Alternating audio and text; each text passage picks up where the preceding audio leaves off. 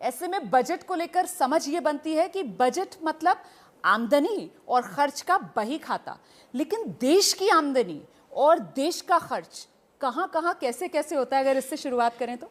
रुमाना जी, जो आपने प्रश्न पूछा है वो बहुत ही एक महत्वपूर्ण प्रश्न है। और जैसे आपने कहा कि अगर आपको सरकार के हिसाब किताब को समझना है तो आपको बजट को समझना पड़ेगा। और इसमें सरकार के खर्चे हैं, यानी सरकार की जो स्कीम है, जो हम लोग फौज को पैसे दे रहे हैं, इंडियन रेलवेज को पैसे दे रहे हैं, इन सब पे हम लोगों का कुल मिलाकर खर्चा कितना है। अगर ये खर्चा है तो क्योंकि सरकार को भी अपनी दुकान चलानी होती है, तो सरकार को कमाई भी कहीं से लानी होती है। और कमाई के कुछ स्रोत हैं। एक तो टैक्स हैं, जो आप जानते ही हैं।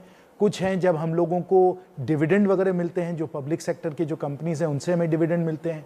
और कुछ जब हम लोग प्राइवेटाइजेशन करते हैं, निजीकरण करते हैं, जब हम लोग कोई चीज़ बेचते हैं तो उससे भी हम लोगों को कुछ आमदनी मिलती है। तो वो हम लोगों के कमाई के ये कुछ स्रोत हैं। इस वर्ष बजट के अनुसार सरकार खर्चा 35 लाख करोड़ करेगी, लेकिन सरकार की आमदनी, सरकार की कमाई सिर्फ 20 लाख करोड़ है।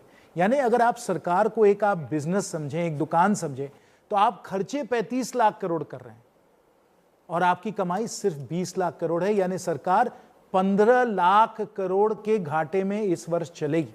और वो घाटा हम लोग बाजार में जाकर, बैंकों से जाकर हम लोग उधार लेंगे, तब जाकर हम लोग उसको पूरा कर सकते हैं, उस घाटे को।